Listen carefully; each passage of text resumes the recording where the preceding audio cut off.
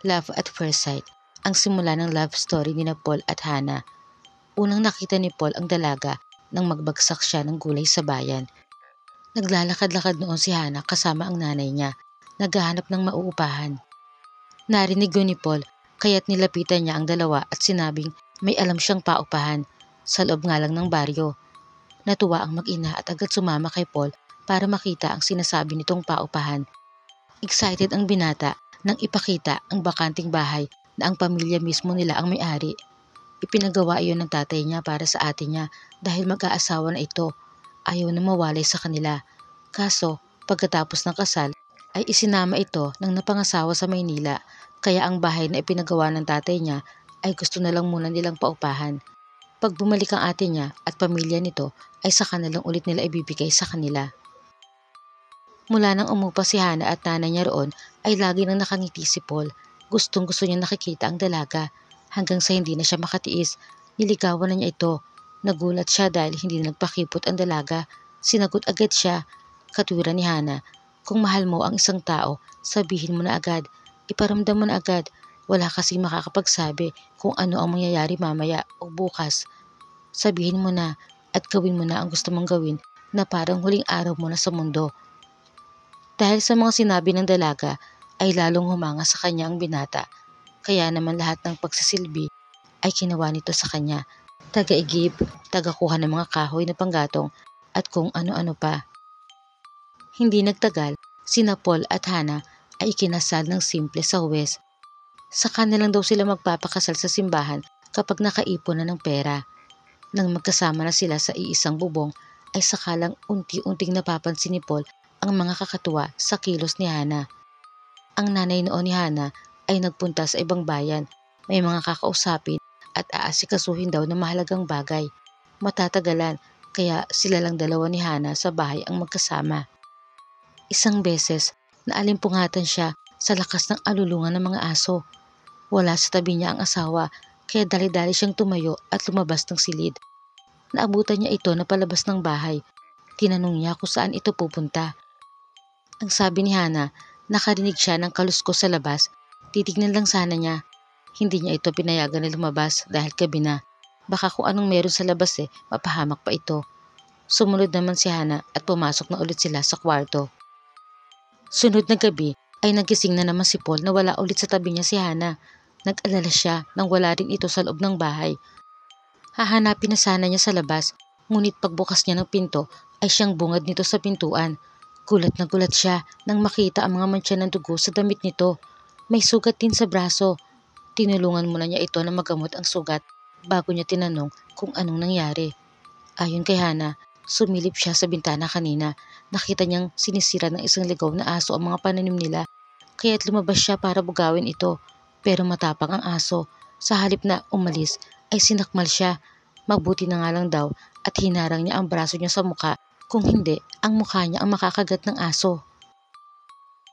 Kinabukasan, nabalot ng pagdududa si Paul nang makita niya na hindi naman sira ang mga pananim nila, ni walang isang dahon man lang ang wala sa kaayusan. Taliwas sa sinabi ni Hannah na sinisira ng ligaw na aso ang pananim nila. Pero sa halip na kumprontahin o tanungin man lang tungkol doon, ay nagsawalang kibo na lang si Paul. Ang balak niya ay obserbahan ang asawa. Mukhang maitinatago ito sa kanya at sisiguraduhin niyang matutuklasan din niya yon.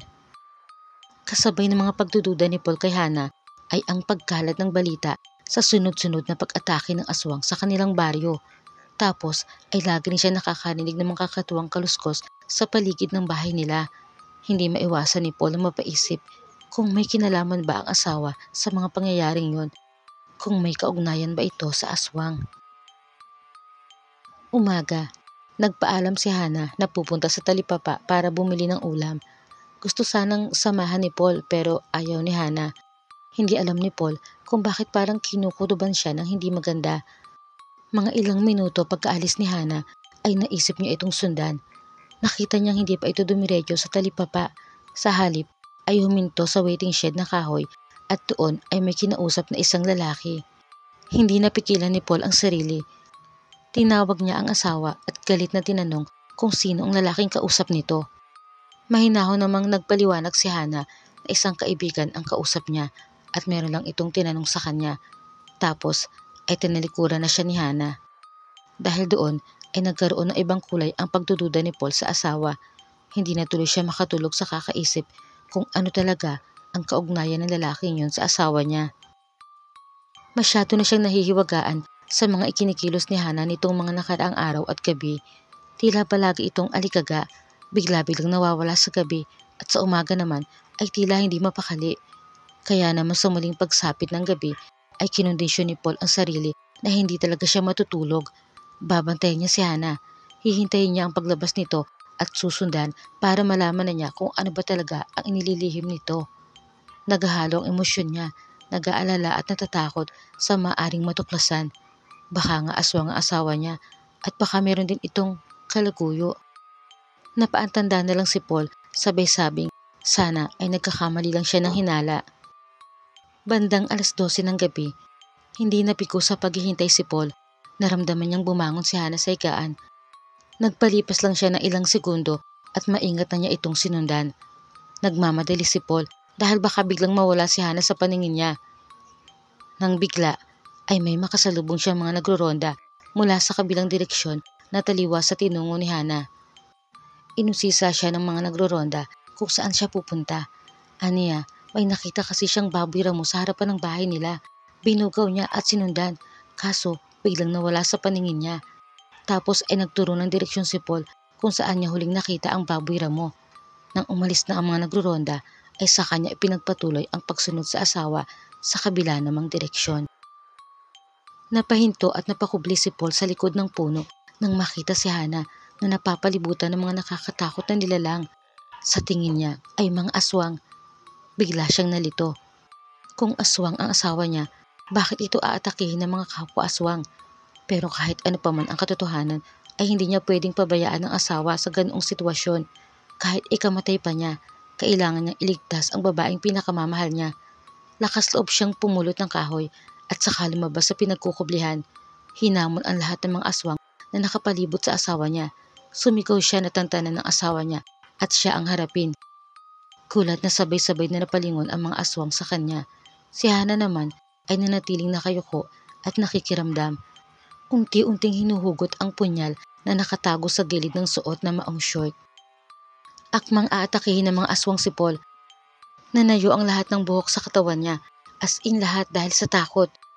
Sinigawan niya si Hana na tumakas na, iligtas ang sarili. Ngunit sa halip na tumakbo palayo, ay nagpalipad ng sipa si Hana na tumama sa isang aswang. Sa lakas ng puwersang pinakawalan niya, pati ang mga kasunod ng aswang ay nahagip. Sinundan iyon ni Hana ng isa pang lumilipad na sipa at muli siyang nakapagpatumba ng ilan pang aswang. Sa kanya ginamit ang hawak na punyal. Isa-isang pinaranas ang mga aswang na masugatan sa talim nito. Habang si Paul ay nanlalaki ang mga matang napatulala na lang. Maya-maya pa ay isa-isa na ring nagsitakasan ang mga aswang na humihinga pa. Dahil sa pagkatulala ay si Hana na mismo ang bumuhat kay Paul pabalik sa bahay nila. Nang makainom ito ng tubig at mahimasmasan sa nangyari ay saka ipinaliwanag ni Hana ang tunay niyang pagkatao na siya at ang buo niyang angkan ay nabibilang sa grupo ng mga aswang hunter. Naalarma raw sila nang malaman na may mga aswang na umaatake sa tahimik na baryong yon.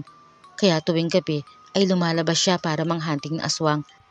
Kaya isang beses ay duguan siya dahil nakagat siya ng aswang sa braso.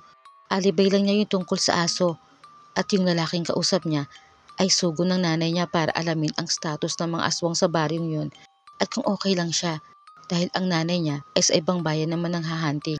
Kanya-kanya sila ng destinasyon sa oras na kailanganin sila ng grupo para sa kanilang misyon.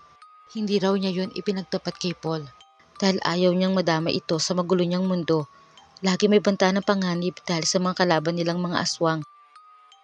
Sabi naman ni Paul kay Hana, mag-asawa na sila, sumumpang magsasama sa hirap at ginhawa. Hindi pwedeng si Hana lang ang malalagay sa hirap, ang haharap sa panganib. Magiging isa siyang walang kwentang asawa kung mapapahamak ang asawa niya nang wala man lang siyang ginawa para maipagtanggol ito. Hinawakan niya ang kamay ni Hana at humingi ng tawad sa mga naging pagdududa niya. Napagkamalan niya pa itong aswang at nagtataksil sa kanya dahil sa kausap na lalaki. Ngunit sinabi rin niya rito na wala na dapat lihiman, handa siyang suportahan ito at samahan sa lahat ng laban. Kung kinakailangan na magsanay siya para maging isang aswang hunter din, ay gagawin niya. Natuwa naman si Hana sa mga sinabi ng asawa, kaya niyakap niya ito ng buong higpit at masuyong hinagkan sa labi. Isinama ni Hana si Paul sa kampo ng mga aswang hunter. Hindi naging madali para kay Paul, nabalian mo na siya at talagang nahirapan ng todo sa pagsasanay. Ngunit makalipas lang ang ilang buwan ay agad siyang kinakitaan ng malaking pagbabago. Sa tingin niya ay handa na siyang manghunting din ng mga aswang kasama ang kanyang asawa.